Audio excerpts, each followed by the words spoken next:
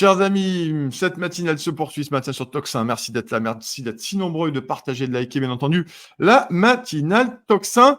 Ce matin, on va aborder, il faut bien de temps en temps aborder des sujets qui sont pas faciles, mais celui-ci particulièrement.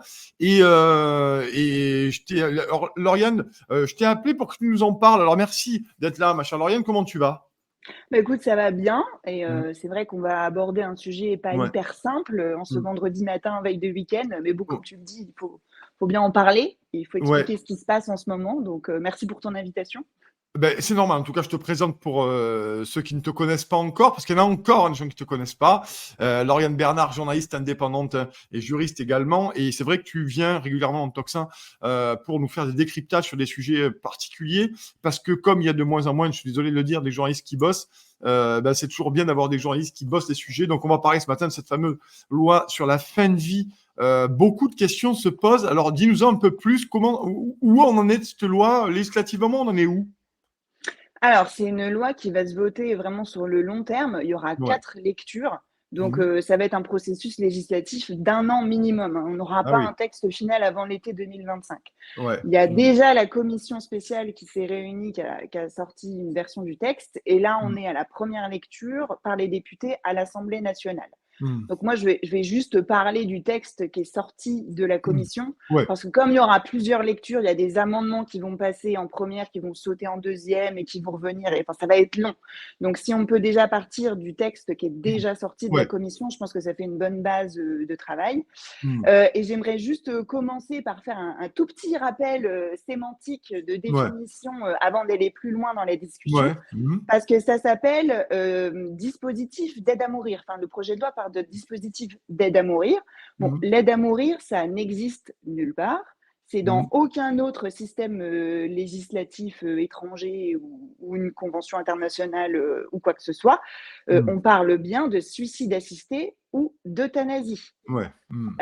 Et déjà, c'est le premier problème parce que tous les députés se sont réunis et ont demandé pourquoi au rapporteur général, pourquoi on n'appelait pas cette loi la loi Mmh. euthanasie, tout simplement. Ouais. Et Mmh. figure-toi que la réponse va peut-être te surprendre, Mmh. mais Olivier Falorni a Mmh. répondu: «Je ne veux pas appeler cette loi euthanasie, parce que le mot euthanasie rappelle trop les exactions faites par le régime nazi Mmh. contre les handicapés». D'accord. OK. Voilà, donc c'était un peu enfin, comme explication, moi j'étais un peu surprise, qu'on Ouais. monte aussi vite sur le point Godwin aussi Ouais. rapidement. Ouais. Bon, ça laisse un peu perplexe, mais en fait, quand on se penche sur le texte et la vision apportée à ce texte, on comprend mieux. Il Mmh. faut savoir que les gens qui défendent ce projet de loi ont une vision bien particulière de cette Mmh. aide à mourir. Ils appellent ça un dispositif compassionnel.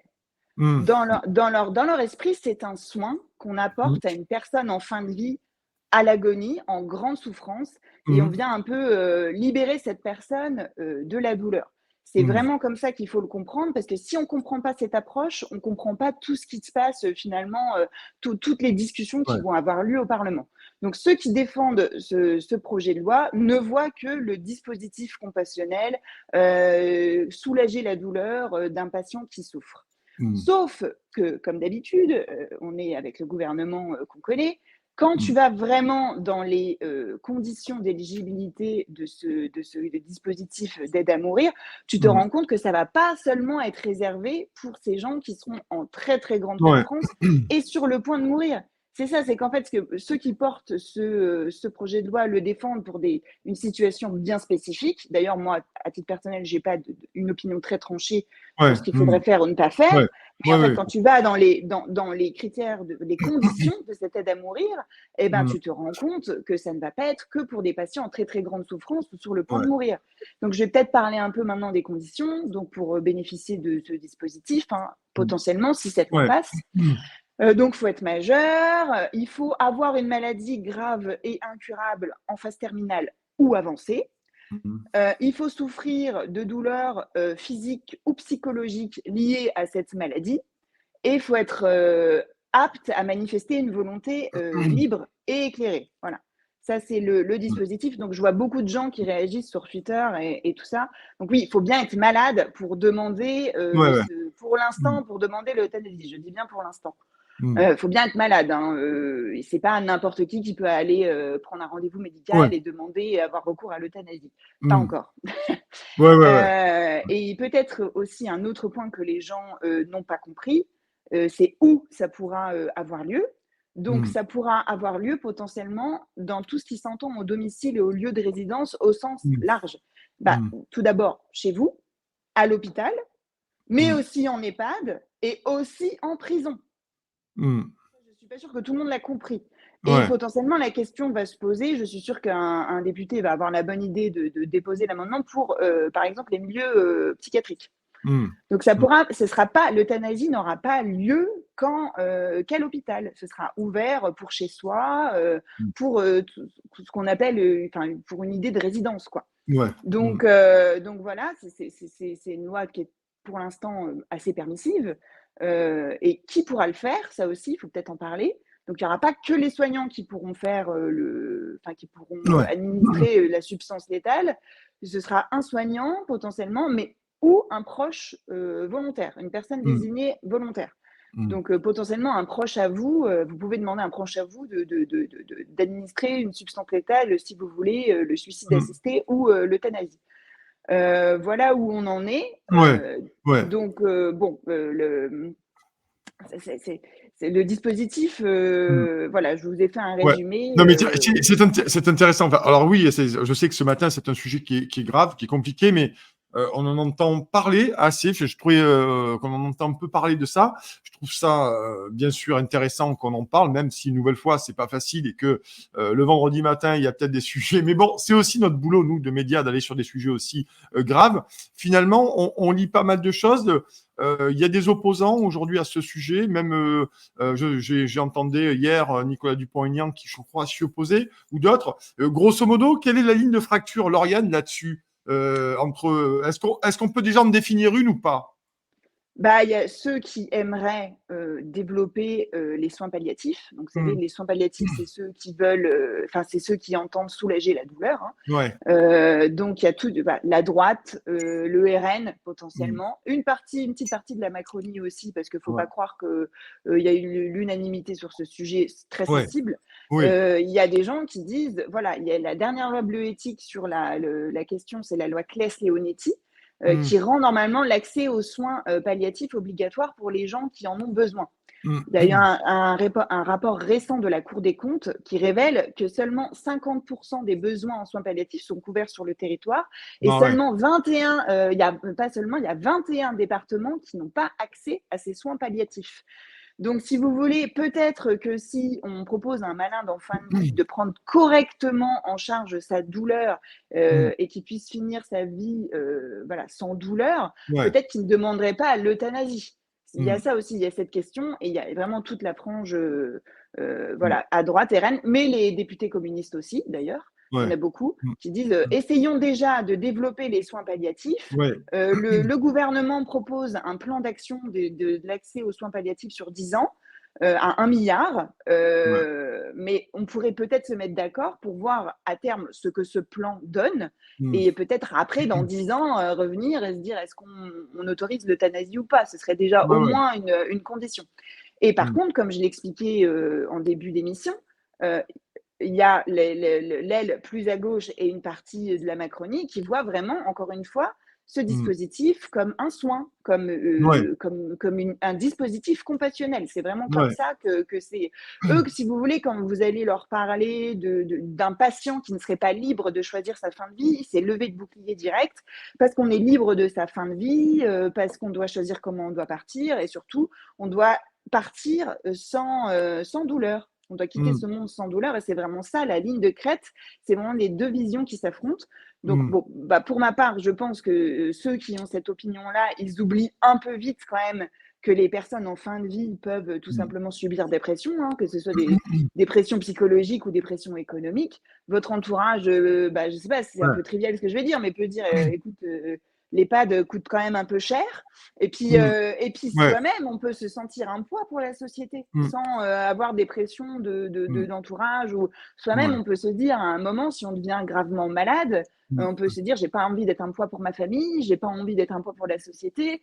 Et tout seul, en notre âme et conscience, on peut se tourner vers ce dispositif-là. Donc après, là, on est vraiment sur un choix de société, quoi. C'est Mmh. comment on prend en charge ces patients et qu'est-ce qu'on Mmh. fait. Ouais. Donc voilà. Non, ouais. Enfin, sur ce projet de loi, il y a quand même si j'ai dressé les conditions de ça, mais déjà dans les conditions actuelles, il y a quand même des points de fracture. Enfin, par Mmh. exemple, pour demander l'aide à mourir, il ne faut pas que ton pronostic vital soit engagé, par exemple. On Mmh. parle d'une maladie grave et incurable à un stade terminal ou avancé. C'est Mmh. quoi un stade terminal, un stade avancé? C'est quoi une Mmh. maladie incurable? Mmh. La schizophrénie est une maladie incurable. Ouais, ouais, ouais, ouais. Ouais. Tu vois? Ouais, ouais. Et le stade avancé, typiquement, bah, c'est quoi un stade avancé? Mmh. Quand tu vas faire ton diagnostic chez le médecin Mmh. et ton médecin t'apprend que tu as un cancer, tu peux déjà être en stade avancé. Ouais, ouais. Enfin, tu vois? On t'apprend que tu as un cancer avec l'effet Mmh. de sidération, on ne sait pas ce qui peut se passer dans ta tête. Enfin, Ouais. est-ce que du coup, avec le choc, qu'est-ce qui se passe, quoi? Est-ce que tu vas demander cette aide à mourir? Enfin, tout ça n'est pas très clair, quoi. Ouais, ouais. Et alors toi, tu dis tout de même qu'il y a des, on en a parlé un peu, et merci d'en parler bien entendu ce matin sur Toxin, chers amis. Vous le savez, n'hésitez pas à partager, à liker cette émission, à vous abonner à la chaîne YouTube si ce n'est déjà fait. Toi, tu dis qu'il y a ce texte présente des dangers à ce stade, parce qu'on le répète, hein, tu l'as dit dès le début, c'est un texte qui va être long, il va y avoir plusieurs lectures, il va y avoir des amendements, il va y avoir quand même beaucoup, beaucoup de choses qui vont se passer autour de ce texte. Effectivement, il y a quand même aujourd'hui, tu dis notamment qu'un seul médecin décide d'enclencher l'aide à mourir. Le suicide assisté ou l'euthanasie peut être demandé avant les soins palliatifs. Tu en as un peu parlé, mais c'est vrai que c'est quand même un texte compliqué. C'est un rapport à la mort, à la maladie. Et comme tu dis, il peut y avoir aussi des pressions. On ne sait jamais. Hein. On va essayer d'être un peu léger rapidement, mais on a obligé papy et mamie pendant le Covid à prendre la part du gâteau à la cuisine ou à la cave. Non, mais pour revenir sérieux, il y a quand même beaucoup, beaucoup de choses qui rentrent en jeu là-dedans, hein, concrètement. Oui, oui, bah, il y a clairement des dangers. Enfin, je veux dire, oui, par exemple, sur un seul médecin qui décide si tu as recours à l'aide à mourir. À ce Mmh. stade du texte, hein, c'est pas encore Oui, voté, c'est oui, pas oui. encore décidé, mais à ce stade, bah, typiquement, si tu veux poser une valve cardiaque à un patient, bah, c'est 3 médecins qui décident si tu peux avoir accès à une valve cardiaque pour ceux qui ont des maladies cardiaques. Et là, on est Mmh. en train de t'expliquer que si tu demandes l'aide à mourir, si tu apprends que tu as une maladie grave et incurable, tu as un seul médecin qui va donner son diagnostic, quoi, qui va donner Mmh. son avis et qui va rendre la décision. Moi, je trouve ça un peu léger. Mmh. Et oui, oui, clairement, on arrive dans une société où les gens s'appauvrissent et techniquement, les gens vivent plus longtemps. Donc clairement, enfin, je veux dire, c'est un peu dégueulasse, mais oui, les gens Ouais. qui vont vieillir, qui vont se retrouver en EHPAD, bah, ça coûte cher. Même l'accès aux soins palliatifs, ça coûte très cher aussi. Donc je pense qu'il faut vraiment faire très attention à ce qu'on fait. Mmh. Vraiment très attention. Ouais. Oui, oui. Oui, parce qu'il y a une véritable paupérisation. On le voit bien sur les EHPAD notamment, hein. Il y a quand même des gens qui ont les moyens, qui peuvent aller dans des EHPAD un peu réputés. Enfin, même si on a vu, bien entendu, les affaires qui ont secoué les groupes d'EHPAD privés qui sont sous fonds d'investissement étrangers, notamment américains. Et puis Bah, après, en on parlant a... de ça, Ouais. Ouais, ouais, excuse-moi, vas-y. Ouais, mais ouais. en parlant de ça, par exemple, on va créer avec cette loi les maisons d'accompagnement. Voilà, Donc, ça ouais. va être des maisons qui vont être créées pour accompagner les patients en fin de vie. Mmh. Donc, tu auras des soins d'accompagnement, des soins palliatifs, mais aussi l'euthanasie pourra être réalisée dans ces structures. Mmh. Potentiellement, ces structures pourront être gérées par le privé. Ah, Donc, oui. on pense à Orpea, on pense à tout ça. Et oui, il faut se poser la question aussi de ça. Donc, une structure pour les gens en fin de vie qui pourrait être gérée par le privé avec bah, des objectifs de rentabilité, Ben, moi, ouais, ce ça que ne j'allais te m'inspire pas dire, vraiment confiance. Lauriane. Hein. Finalement, ça ouvre un marché supplémentaire. On va se parler clairement. Ça ouvre un marché Oui, supplémentaire. Donc, il y a des gens, effectivement, des groupes privés qui pourraient à rentrer dans des luttes d'intérêt pour essayer de récupérer une part du marché. C'est ça un peu l'idée? bah, potentiellement. Enfin, je veux dire, on l'a vu avec les scandales des EHPAD, Orpea, Ouais, j'ai pas besoin d'en dire plus. ouais. il y a des dérives qui arrivent dans les EHPAD, il y aura aussi des dérives qui pourront arriver potentiellement dans ces maisons d'accompagnement si ce texte est voté. Ouais. Donc voilà, dès qu'on met du privé quelque part, on sait très bien comment ça peut finir, hein, c'est un risque. Ouais. Mais de toute façon, clairement, il y a eu des auditions qui ont été faites sur ce projet de loi et tout le monde se met un petit peu d'accord quand même pour dire Ouais. que si on met le doigt dans l'engrenage d'autoriser l'euthanasie, ce sera qu'une étape. On le sait sur ce genre de Ouais. loi bioéthique. Si je peux faire un parallèle, par exemple, avec la procréation médicalement assistée, la Ouais. PMA, on voit bien qu'on a commencé à autoriser la PMA pour les couples Ouais. stériles. Après, on a mis de plus en plus, on a élargi les critères d'éligibilité. Maintenant, on sait très bien que dans quelques années, voire même quelques mois, on aura la GPA qui sera en question sur la table. Donc, on sait que c'est des lois d'appel, tout ça. On Ouais. sait dès qu'on met l'engrenage là-dedans, même si on arrive à la fin dans un an avec un texte borné, pas si permissif que ça, on sait qu'une fois que c'est autorisé, il y a l'effet cliquet qui arrive. Et d'ailleurs, j'en Ouais. veux pour preuve, c'est pas moi qui le dis, hein. Il y a eu Jean-François Delfrécy qui a été auditionné. Ah, le Donc, retour. Le retour le de retour. Jean-François. Le retour de Jean-François Delfrécy on avait perdu de vue depuis un certain temps. Voilà, donc le président de ce fameux conseil scientifique pendant la crise Ouais. sanitaire, il a lui-même reconnu ce projet de loi sera une étape. Ce sont ses mots, c'est même pas les miens. Ouais. Donc voilà, va y avoir tout un tas de discussions. Peut-être qu'on Mm. n'arrivera pas à un texte si permissif que ça, mais il y aura certainement Mm. un effet cliquet. Et on sait qu'une fois qu'on est sur les rails, c'est parti. Ouais. Tous les pays qui ont autorisé l'euthanasie, il y a eu des dérives. Au Canada, en Belgique. Maintenant, en Belgique, il y a des personnes dépressives, hein, Ouais. qui peuvent avoir accès à l'euthanasie. Il y a eu des dérives. On n'est pas plus malin que les autres. Il y aura des dérives chez nous aussi. Hein, Mm. soyons très clairs. Mm. Et oui, il y a eu tout un tas d'études, par exemple, dans l'Oregon. Mm. C'est un État des Ouais. États-Unis qui a autorisé l'euthanasie à belle lurette maintenant dans les années 90.